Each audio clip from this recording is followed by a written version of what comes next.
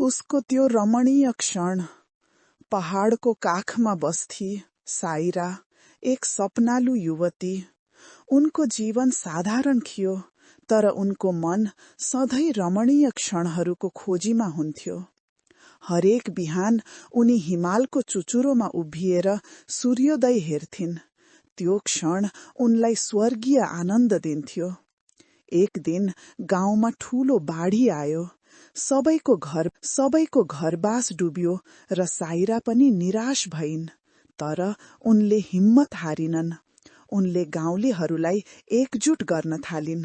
उनले आफ्नो सानो झुपडीमा सबैलाई बोलाएर कथा सुनाइन्, गीत गाइन् र आशाको सन्देश बाँडिन्।